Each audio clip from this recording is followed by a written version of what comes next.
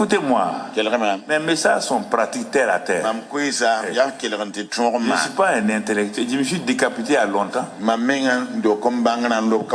Tous les diplômes que j'ai reçus, j'ai tout enlevé. Ça ne m'intéresse pas. Qui m'intéresse, c'est ce que Dieu dit. Un point, c'est tout. Tu ne peux pas me contredire aussi. Tu vois les résultats. À moins que tu sois bête. Ah oui? Tu vois les résultats, non? Tu ne vois pas ça? C'est toi qui as fait ça? Non, non, non. Il y a des moments où il faut être rustre comme ça. Tu vois, on n'a même pas quitté les 3 versets. Alors, si je veux développer ça là, je serai là jusqu'au soir. On n'a pas démarré le message. Toi, tu veux que j'aille vite. Je n'ai qu'à aller vite là, pourquoi? Tu as compris quoi d'abord? Tu n'as même pas compris ça là. Tu n'as pas compris ça. On va aller. Il dit, voici donc comment vous devez prier. Vous devez. Chaque mot de la Bible, il faut peser ça. Il n'a pas dit comment vous prierez. Vous devez. C'est un devoir. Ça vous est imposé. Si tu ne pries pas comme ça, ça ne marchera pas. Oui, tu ne comprends pas français, non? Il y a 2 inspectrices de l'enseignement primaire ici. Quand tu es fini, je vais t'envoyer, ils vont te faire explication des textes. C'est pourquoi tu n'as même pas eu l'entrée en 6e chez ça.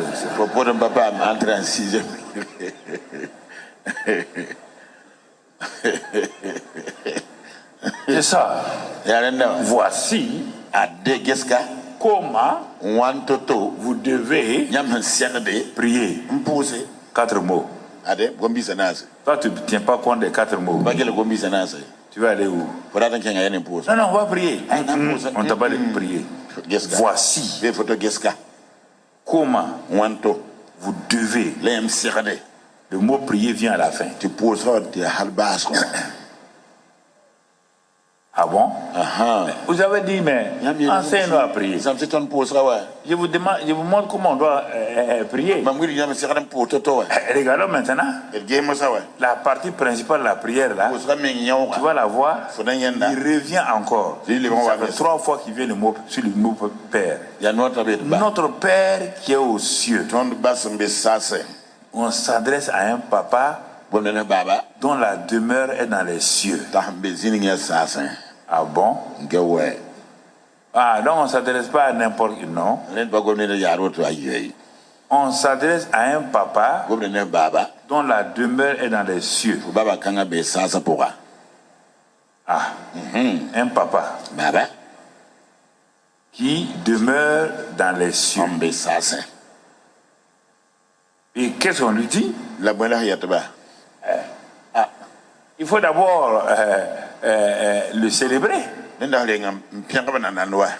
Que ton nom soit sanctifié. Tous les noms que les gens de l'Ancien Testament ont utilisés là, Jésus dit que ces noms-là soient sanctifiés. Jéhovah Sidkenu, Jéhovah Rapha. Tu dois sanctifier quoi? Les mettre à part. Quand tu vas les prononcer, tu les prononces avec dans un esprit de célébration. On dit dans la tradition juive, quand ils arrivaient au nom de Dieu, ils partaient se laver et se changer. Pour venir changer le nom là. Vous imaginez combien de temps ils ont écrit la Bible en hébreu? Que ton nom soit sanctifié. Non, nous on ne dit pas ça, on mélange tout seulement. Jéhovah Jireh, Jéhovah Shalom, Jéhovah Sidkenu. On mélange et puis on danse. Les anges disent hey. Est-ce qu'ils savent de quoi ils parlent? On dit, sois sanctifié. Fais attention, comment. Mais tu ne peux pas te lever comme ça, chanter le nom de Dieu, que toi tu célèbres Dieu. Quelle est la disposition de ton cœur? Il y a tout ça qui compte. Donc, notre Père qui est aux cieux, que ton nom soit sanctifié, ce n'est pas fini. La prière s'adresse d'abord à Dieu. On dit, dans le psaume 65, 3, je crois que si je me rappelle bien, c'est ça. Il dit, toi qui écoutes la prière, tous les hommes viendront à toi. Tous les hommes viendront à toi. C'est pourquoi Jésus dit ici, que ton nom soit sanctifié, que ton règne vienne. Ah, donc c'est un roi. Oui, ton père est un roi. Mais que son règne vienne où? Ah, la question est là. Mais qui est en train de parler à ce Dieu-là? Qui est papa là? C'est toi, non? Que ton règne vienne. Vienne où? La question est là. Mais continue. Il y a le règne. Dans le règne de toute personne, il y a une volonté. Il dit maintenant que ta volonté soit faite sur la terre comme au ciel. La prière est complète. Lui, il est au ciel. Toi, tu es sur la terre.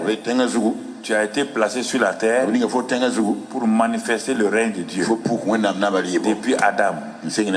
Lui, il a échoué. Il y a peu d'autres personnes. Tout. C'est ton tour maintenant. Toi qui es assis devant moi là.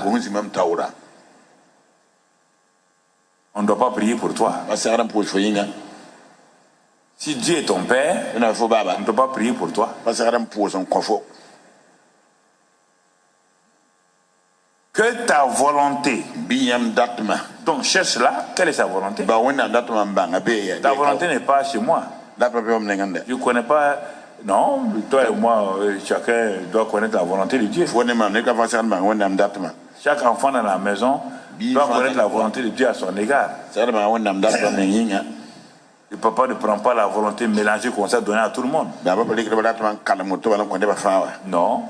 Puisqu'il sait déjà ce que tu veux. Il a une volonté. Il a une volonté. Apprenez simplement. C'est tellement logique ce que je vous dis là. Il n'y a rien là-dedans. Il n'y a rien de religieux là-dedans. Jésus n'était pas un religieux. Paul n'était pas un religieux. Ceux qui étaient religieux n'ont jamais accepté l'enseignement de Jésus. Ils l'insultaient tout le temps. Ils le méprisaient. Donc tu vois, la grande partie de cette prière-là s'arrête là. Le reste là, c'est ça qu'il a dit. Il dit, et toutes ces choses vous seront données. C'est quoi ça? Aujourd'hui, donne-nous notre pain quotidien. Jésus dit, dis seulement donne notre pain quotidien. Comme c'était un bon papa, qui avait lu dans Luc 11 là, il dit, si un enfant demande du pain à son père, aucun père ne va aller chercher un caillou lui donner. Si les pères méchants que nous sommes, nous ne donnons pas des cailloux à nos enfants, ce n'est pas les bons pères là qui vont donner des cailloux. Si nous demandons la viande, on ne va pas aller prendre un scorpion nous donner. Donc, ouais, vous comprenez. C'est pourquoi il dit, bon, maintenant que j'ai célébré Dieu, je l'ai exalté dans le lieu secret là. Bon, vers la fin, quand il veut sortir, je lui présente mes petits besoins. Il dit, donne-moi aujourd'hui notre pain quotidien. Et ensuite, le pain quotidien. Après, il dit, pardonne-nous nos offenses. Ah, ouais, je sais que j'ai offensé un frère. Une soeur m'a offensé. Pardonne-moi, je te présente ces offenses-là. Pardonne-moi. Moi aussi, je pardonne à ceux qui m'ont offensé. Ah, tu as entendu ta propre parole. Tu dis à Dieu de te pardonner comme toi tu pardonnes. On dirait que tu n'as pas compris encore. Si tu pardonnes à moitié, tu vas faire quoi? Hein? Il va te pardonner entièrement. Ou bien tu ne comprends pas français. Tu n'es pas content, hein? Depuis longtemps, tu croyais que c'est... Il suffit seulement de dire pardonne-moi, c'est fini la pardon. On te dit quoi? Qu'est-ce qu'on te dit? Pardonne-nous nos offenses, comme nous aussi, nous pardonnons à ceux qui nous ont offensés. Vous êtes assis devant moi là, vous pardonnez à un tiers, un quart. Pour arrêter ça, quitter dans ça là. Vous êtes devant moi là. Pardonnez même pas au dixième. Et vous voulez que Dieu vous pardonne. Non, vous ne savez pas ce que Jésus a dit. On dit de pardonner. Et si tu ne crois pas, va dans Matthieu 18 maintenant. Si tu ne crois pas ce que j'ai dit là, va dans Matthieu 18, tu vas comprendre ta douleur. On te dit là-bas, si tu ne pardonnes pas, Dieu même dit de te mettre dans une prison et les bourreaux vont te fatiguer.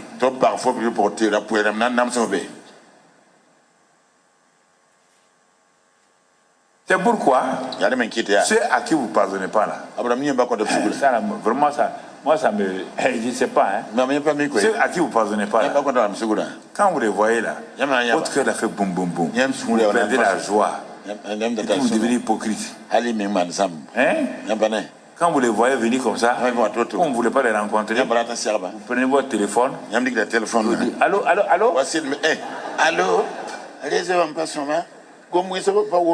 Quelle est cette vie là? Vous riez là, mais quelle est cette vie? Vous me faites pitié. Pitié. Quand je vois ça, je tourne, je vais ailleurs. Tu es en train d'aller en enfer à cause de ça pour dire à quelqu'un pardonne-moi. Tu t'es pardonné et tu deviens hypocrite.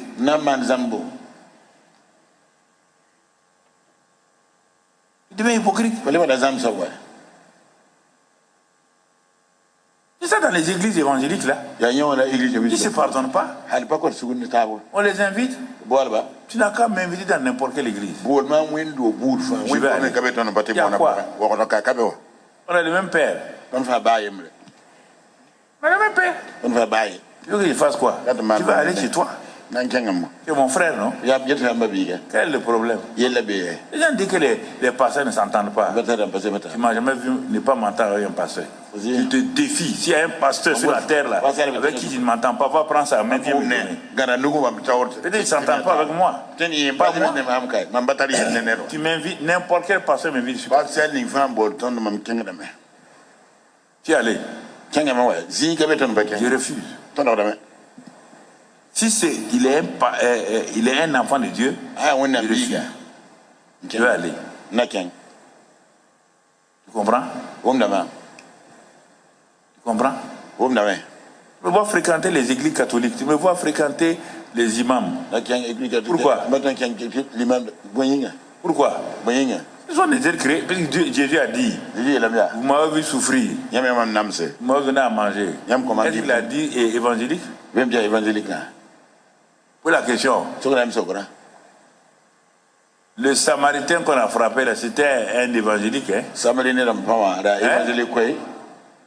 Pourquoi vous avez des pensées démodées comme ça?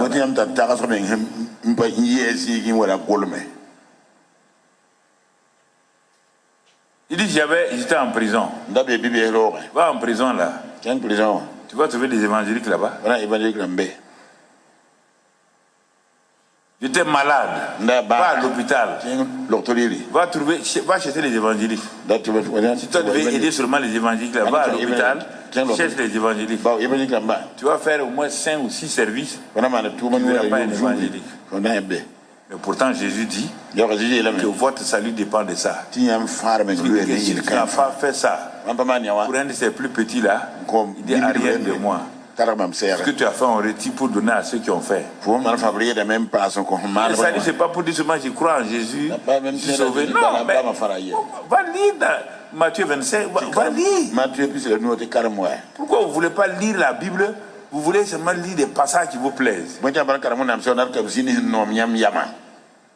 Pourquoi voulez-vous? Je m'assois, je me trompe moi-même.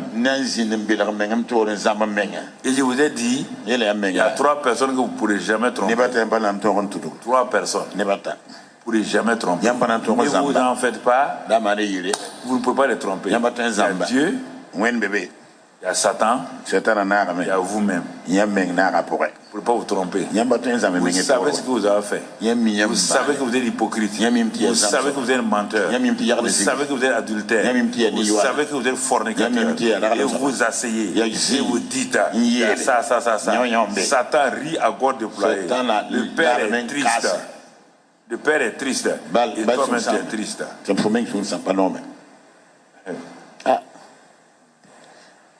Je m'assois avec lui là. Ouais. Frédéric. Il est un bon gars quoi. Ah ouais.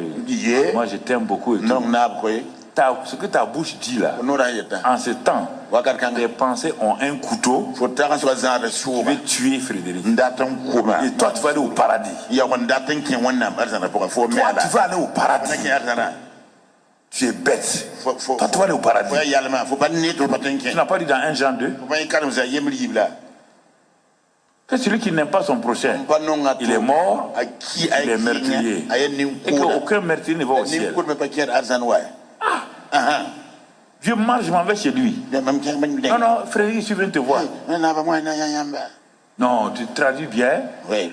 Moi, j'aime vraiment ce que tu fais là. En ce temps, tu as une vieille rancune de 1942 contre lui. Et cette rancune est en train de bouillir.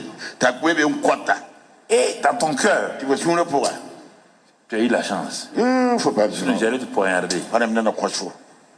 Je vous ai dit l'autre jour, quand on était jeune au lycée là, l'ancien quartier de Koulouba, il y a un monsieur grand qui a fait bagarre avec un petit mécanicien. Les gens sont venus les séparer. Bon, il est allé chez lui, il est allé s'asseoir. Mais là, au moment où il était chez lui là, comme toujours, l'ennemi, il dit qu'il rôde. Il a rôdé pour lui envoyer la pensée. Regarde comment tu es grand. Et ce petit mécanicien là, il est venu te défier. Il t'a insulté. Il t'a menacé. Et tu n'as même pas pu le frapper, le gifler. Il était assis dans son fauteuil, tranquillement. Brusquement, on dit qu'il rôde, Satan rôde. C'est ça qu'il fait chaque fois avec vous. Il rôde. Qu'est-ce qu'il a fait? Maintenant, son cœur a commencé à monter. Satan lui a dit, mais moi j'étais toi là. Mais il ne sait pas que c'est Satan. Satan ne viendra pas dire c'est moi. Il te parle comme c'est toi-même. Son cœur s'est levé d'un seul coup. Il a pris sa moto. Écoutez-moi, la grande rue de Koulouba là, qui mène vers le centre, vers le marché là. Il arrive, il trouve le mécanicien en train de monter un truc de moto là. Il passe s'arrêter au-dessus de lui. Parle encore. Le mécanicien dit, c'est fini. On nous a séparés, c'est fini. Qu'est-ce que lui n'aime pas, c'est ça. Un petit comme ça là, tu voliens, tu t'entends. Le mécanicien dit, c'est mon ami, la bagarre est finie. Non, il dit ça, il est énervé, il s'est fâché, il est venu, il a fait boum. Le mécanicien est tombé raide mort. Vous dites, c'est ça que tu fais aux gens avec ta bouche. Ils ont dit, on va tuer Jérémie avec la bouche.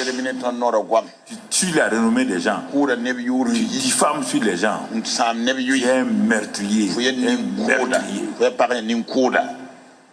Meurtrier. Et tu pars, tu vas conduire tout à l'heure là. 13h, tu vas conduire des gens. Un meurtrier qui conduit la prière. Dieu, on demande aider. Un menteur. Il vient, alléluia. Mais Satan le regarde. Il dit, mais il dit à ces démons-là, laissez-le. Et tu demandes comme Dieu ne veut pas l'écouter. Ceux qui prient là, ceux qui sont sincères là, Dieu va écouter ceci là. Non, lui-même Dieu ne veut pas les écouter. Bon. C'est vous qui avez dit de recommencer la prière.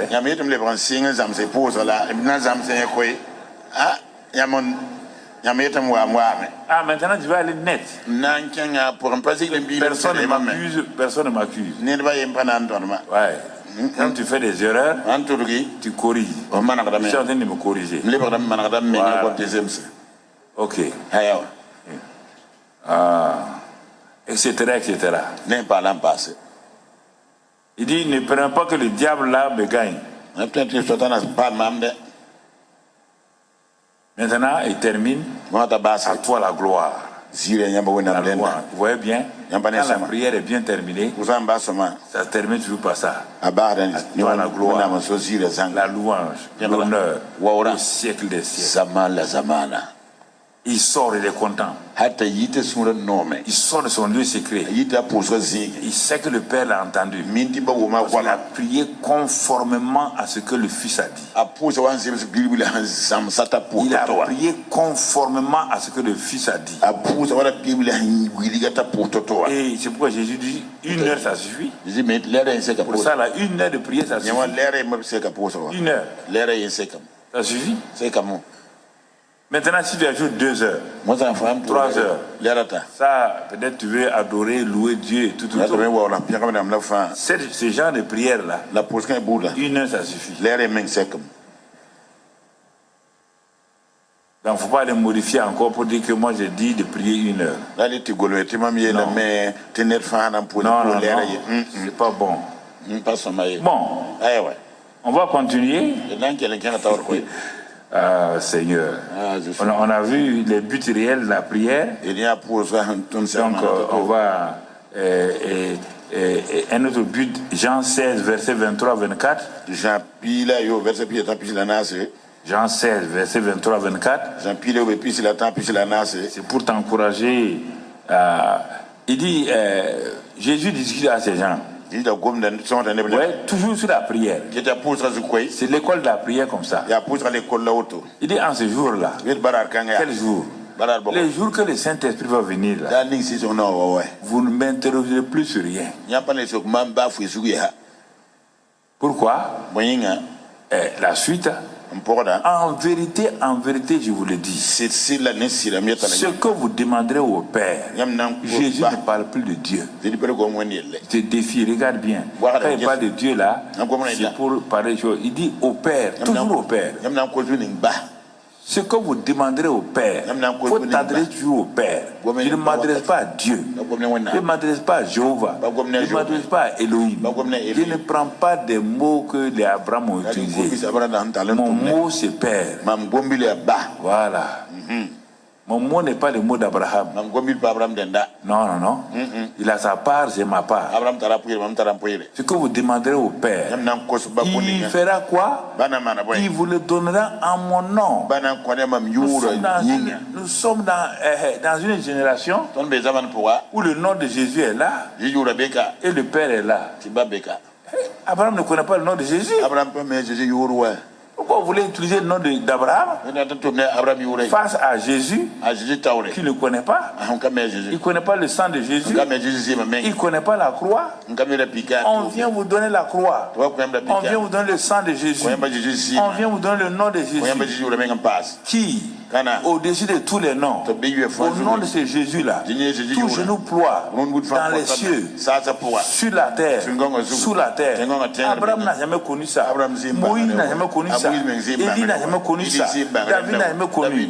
On vient vous faire un privilège de vous donner un nom qui opère partout. Vous le laissez.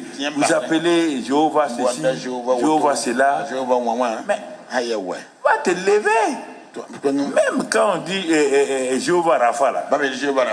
C'est l'Éternel guéri là. Tu te défies, va te lever. Va imposer les mains sur un malade. Qu'au nom de Jéhovah Rapha, il sera jamais guéri. Le Père t'a dit, c'est au nom de Jésus. Jésus t'a dit, c'est en mon nom que les malades sont guéris. Il n'a pas dit au nom de Jéhovah Rapha. Jéhovah Rapha, c'est la description du Dieu grand là qui guérit les gens. Mais il est guéri par qui? Il est guéri par Jésus. C'est pourquoi il a dit qui a cru dans Isaïe 53:1, qui a cru au message courage, qui a reconnu le bras de l'Éternel. Qui a reconnu le bras de l'Éternel. Quand il frappait Jésus, quand il a pris nos maladies, il a mis sur Jésus. Quand il a pris nos péchés, il a mis sur Jésus. Mais quand il a fait ça, il a mis toutes ces choses-là sur Jésus. Jésus n'a jamais appelé Père. Il a dit dans le livre de Matthieu et ailleurs, Jésus n'a pas appelé Père. Il dit mon Dieu, pourquoi m'as-tu abandonné? Parce que c'est le Dieu Tout-Puissant qui était en train de prendre les péchés de l'humanité pour mettre sur Jésus son fils. Il ne peut pas dire Père. Il ne peut pas dire Père.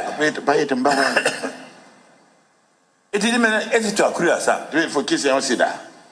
Et tu reconnais qu'il a plu à l'Éternel. Il n'a pas dit au Père.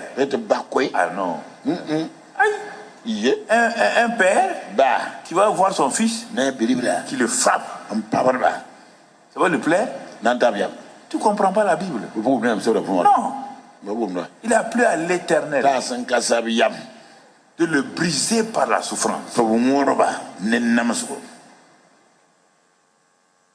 Et quand on arrive dans le Nouveau Testament, le Père parle avec jalousie de